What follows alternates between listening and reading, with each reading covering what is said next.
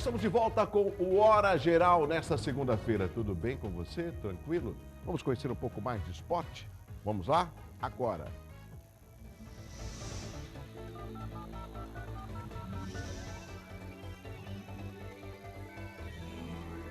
A equipe de futebol de mesa da Portuguesa Santista treinou na manhã deste domingo, visando amistoso de quinta-feira contra o Ocean Praia Clube. Olha que legal, isso é em Praia Grande.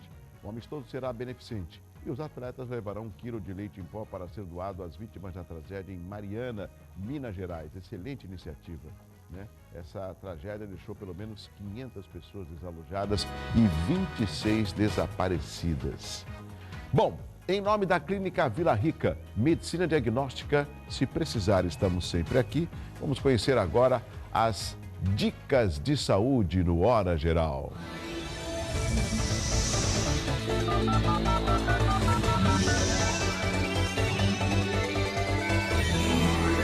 A síndrome do pânico costuma afetar mais mulheres do que homens e pode ser desencadeada por alguns fatores considerados de risco, como situações de estresse extremo, morte ou adoecimento de uma pessoa próxima, mudanças radicais ocorridas na vida, histórico de abuso sexual durante a infância, ter passado por alguma experiência traumática como um acidente.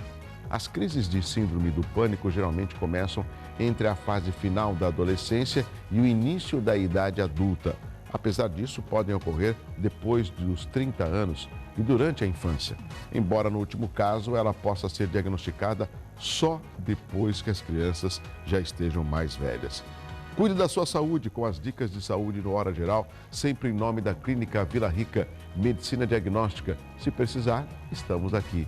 E quem está aqui é o meu amigo Fernando Chagas. Tudo bem, Chagas? Tudo bem, Douglas. Como vai? Um abraço aos telespectadores. Chagas já estava devendo uma visita aqui, hein? Faz tempo, né? O Chagas é um multimídia. Você pega o Boc News, tem artigo do Chagas. Liga na rádio, tá lá o Chagas. Você pega o outro, tá o Chagas. Você é multimídia, como é que você consegue? Já você está de férias? Estou de férias. Tirei uma pequenas férias para dar uma descansadinha. Tá certo. Chagas é um grande amigo, cientista político, ele é jornalista e é uma pessoa que conhece muito bem a nossa região. Chagas, existem muitos assuntos e eu quero explorá-lo de uma forma totalmente positiva e informativa para os meus telespectadores. Eu vejo uma grande movimentação para tentar reverter essas demissões que já foram anunciadas da Uzi Minas de 4.000 funcionários. E também vejo uma divisão, eu quero que você me corrija se eu estiver errado, e vejo uma divisão de forças. De repente você vê uma reunião do Condesb, aí depois você vê no dia seguinte a Márcia Rosa em Cubatão, em Brasília, com o Marcelo Squassoni. Aí depois você vê as lideranças sindicais. Será que se houvesse essa força conjunta, não seria mais fácil de tentar mostrar nos níveis estadual e federal a nossa representatividade das 9 cidades da região? Porque essa demissão da Uzi Minas não vai refletir só em Cubatão, reflete em todo o Brasil. Toda a Baixada, todo o Brasil que você bem falou, né? E você tocou no ponto importante, o fundamental é a união. Até eu elogio a iniciativa do prefeito Paulo Alexandre Barbosa de reunir extraordinariamente os prefeitos para tentar solucionar essa situação da Uzi Minas. Mas a situação da Uzi Minas ela é mais ampla. O que nós podemos, nessa união que você falou, fundamentalmente diminuir as consequências dessas demissões, ou até reverter. Por exemplo, diminuir as horas trabalhadas, ou fazer o layoff. O que é o layoff? Suspender temporariamente as demissões e o trabalho na Uzi Minas. Mas, fundamentalmente, o que levou a Uzi Minas e as outras siderúrgicas a tamanha demissão? Houve uma queda acentuada, externa e interna, de venda de aço. No mundo, principalmente a desaceleração da China. A China desacelerou, passou de 12% da década passada de crescimento do 7, PIB, né? 6, 7. Não passa de 8, fica entre 6 e 8. E como a China tem um excedente muito grande de aço, além dela vender para os outros países do mundo, tirando o mercado do Brasil, ela entrou no Brasil. Desculpa, só para te interromper, e a China vende como? Caro? Barato, porque a sua mão de obra, como nós sabemos, né, ela é bastante precária. Ela não tem as obrigações e as contribuições sociais que o Brasil tem. Isso, de certa forma, acaba prejudicando não só o Brasil, mas outros países do mundo que têm uma condição social de vida para o seu trabalhador melhor do que a China. Sim. E a China também invadiu o Brasil vendendo aço. E como nessa comparação, o aço mais barato da China, pelo que nós falamos, mão de obra precária, e o nosso aço, isso afetou. Mas afetou fundamentalmente a recessão no Brasil. A recessão no Brasil diminuiu o investimento em infraestrutura, diminuiu o trabalho na construção civil e, fundamentalmente, a questão da indústria automobilística. A indústria automobilística, nesse ano, teve uma queda de 24% na sua produção. Então demanda menos aço. Assim, não teve alternativa a não ser a Usiminas refazer o seu plano de investimento e também de manutenção do pessoal. Como nós vamos fazer isso? É como você falou, uma união, um diálogo entre os 9 prefeitos, diálogo juntos entre os 9 prefeitos da Baixada Santista com o governo do Estado e principalmente com o governo da União, com a Dilma Rousseff e com o Geraldo Alckmin. Mas o problema ele é muito mais amplo do que simplesmente resolver o nosso problema. Tem que resolver o problema nacional. O problema nacional que nós temos que resolver é aproveitar esse aço excedente de alguma forma para que essas pessoas não sejam demitidas da Usiminas, a antiga Cosipa. Né? Existem algumas alternativas que eu tenho lido na imprensa, inclusive o ex-presidente da Cosipa, à época, o Omar Silva Júnior, né? Que inclusive é um dos secretários do governo municipal. Isso mesmo. Um secretário que, no meu entendimento, não é explorado como deveria, porque eu julgo o Omar Silva inteligentíssimo pela experiência que ele teve na siderúrgica, por exemplo. Ele falou que uma das alternativas principais seria taxar ou sobretaxar o aço da China. Eu não sei se isso é possível. Sim, é possível. Aumentando o II, o que é? Imposto sobre importação, para equilibrar, como eu disse, né? O preço da China, do aço, é mais baixo, não só do aço, de todos os produtos, é mais China do que qualquer produto de outro país. Como você equilibra isso? Aumentando o II. O que é o II? O imposto de importação e também o IPI. Aí nós teríamos uma situação de competitividade entre o Brasil e a China. Diminuiria, logicamente, a entrada do produto chinês no Brasil. Não só o aço, mas outros produtos também. É uma boa medida, sim, essa proposta pelo Omar. Tá. E quem deveria tomar essa iniciativa? O governo federal? O governo federal. O município e o Estado não tem nenhuma ingerência sobre isso. Aumentar imposto de importação e aumentar IPI, governo federal. Então, são essas discussões que eu acho importante o Hora Geral travar, porque são assuntos em nível Brasil e que acaba tendo reflexo na nossa região. E eu, por exemplo, não vejo essa movimentação via governo federal. Vamos fazer já um contraponto para o telespectador poder ligar e participar no 3041-6777. O fato do Eduardo Cunha e a presidente Dilma, ou seja, legislativo e executivo, essa discussão política atrapalha algo maior, que é a crise que nós estamos passando no Brasil, Chagas? Com certeza, né? Esse problema econômico e político hoje deve-se muito essa discussão que há entre Dilma Rousseff e Eduardo Cunha, que agora, assustadoramente, eles se uniram. Um se uniu para não cair na Câmara Federal, devido a tudo isso que nós sabemos do Eduardo Cunha, inclusive as contas na Suíça.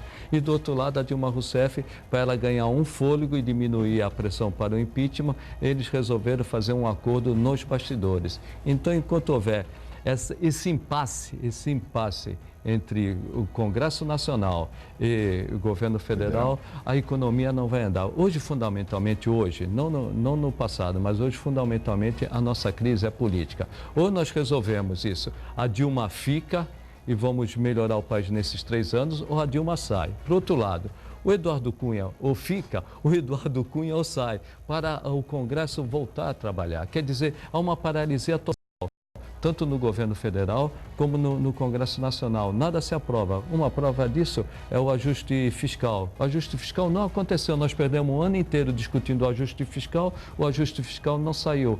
E o ajuste fiscal não saindo, nós ficamos nessa situação. O Brasil vai reequilibrar suas contas para voltar a crescer ou nós vamos ficar patinando e o Brasil nessa recessão? Aliás, Douglas, eu estou bastante pessimista. Essa recessão já vai atingir 2016 e, se descuidar, atinge também 2017. Chagas, um outro aspecto, você fala em crise política e que nós temos observado é uma concessão de espaço no governo federal em prol da governabilidade ou da não ação do impeachment. E quando a gente vê essas trocas, a gente observa que elas são trocas políticas e não trocas que podem dar ao Brasil um crescimento ou uma expectativa de crescimento, de mudança de um estilo de governo. Eu vou ser objetivo. O caso do Ministério da Saúde, que até então era um ministério que eu acho que estava funcionando, estava andando bem. E o ministro Arthur Quioro foi demitido pelo telefone, né? Nós vamos ter a mudança essa semana, se não me engano, do presidente da Codesp, já vai sair o Angelino Caputo, vem um outro presidente. Isso. Ou seja, o que isso será que se reflete na nossa região? A Dilma Rousseff, ela chegou num ponto, né? Eu não tenho sustentação política, então o que eu tenho que fazer? Aí, o termo é esse, cooptar o Congresso. Para cooptar o Congresso, ela precisaria necessariamente do PMDB. E trouxe o PMDB para o governo. Trazendo o PMDB para o governo, em vez dela escolher nomes técnicos, para substituir, inclusive, uma pasta tradicional do PT, que era a saúde, ela trouxe o pessoal do baixo clero, que além de não ter força política, tanto que não tem força política, que, como nós falamos, continua patinando a política brasileira. Ela não consegue praticamente aprovar nada, mesmo mudando o seu ministério. Trouxe pessoas do baixo clero para o governo, que não são técnicas, não têm força política, e nós continuamos paralisados. O Brasil não anda. Você pode ver, nós vamos ter no final do ano um PIB com retração, quer dizer, negativo de 3%, uma inflação que vai superar 10%, isso afeta, o pior, afetando também o desemprego. A Uzi Minas é uma prova disso, que hoje está em 8,7% e no ano que vem chegar a 12%, e nós estamos paralisados.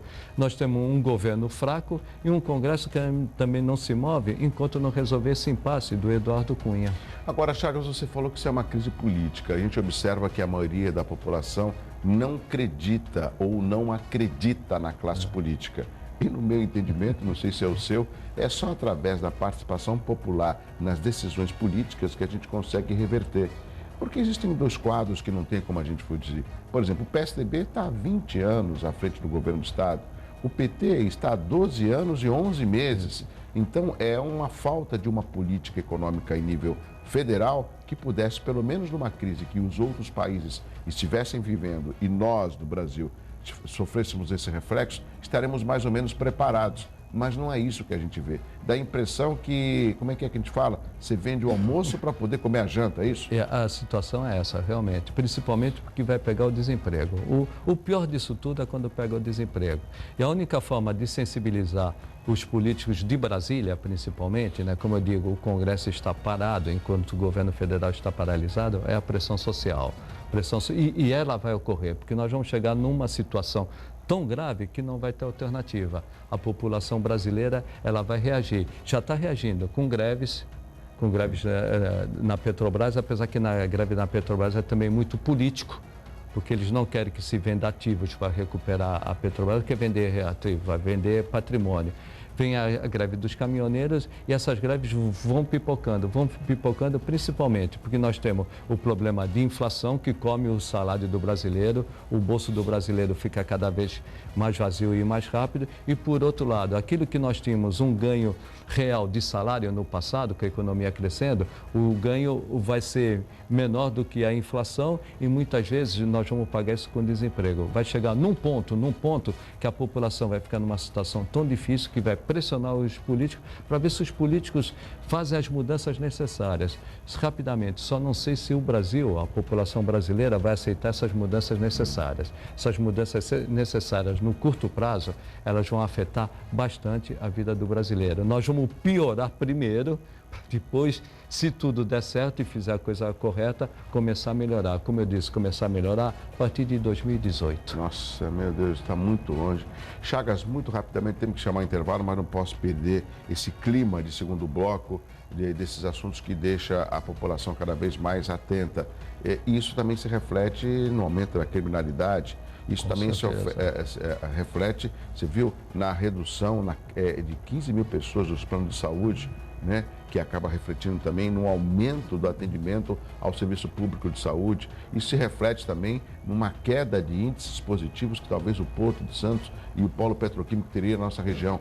Você diria que é um momento muito delicado e que talvez a população da região ainda não tenha percebido isso? Não só da região, o Brasil inteiro ainda não percebeu a situação que nós estamos, de muita dificuldade. Você falou no Porto, né? Só para dar uma ideia do Porto, além da questão da Uzi Minas, aqui o Porto de Santos, que afeta o Brasil e especialmente a Baixada Santista, não só Santos, né? O Porto teve uma queda de importação em setembro de 40% e de exportação de 10%. A balança comercial é superavitária. A balança comercial superavitária porque, repito, caiu em 40% em setembro a importação. E a exportação caiu 10% comparado setembro desse ano com setembro do ano passado. Daí você vê o tamanho da crise. O que você falou, e nós já tínhamos falado aqui no seu programa mesmo, lá no início da crise, quando a crise era econômica. Isso. Hoje a crise é política. Os planos de saúde, eles vão ter uma redução muito grande de seus clientes e também a questão da educação. Muita gente vai deixar de escola particular para ir para a escola pública.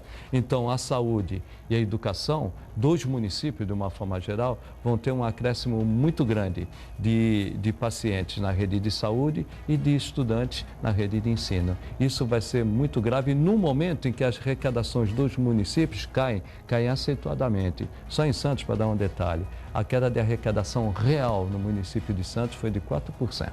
Que isso se reflete em toda a estrutura da prefeitura? Toda, porque aí chega num momento que você tem que contingenciar o orçamento e diminuir gastos. Chagas, eu peço a licença, um rápido intervalo. Tem perguntas pelo 3041-6777, mas tudo isso depois do intervalo comercial. A gente continua conversando com o cientista político Fernando Chagas. É rápido.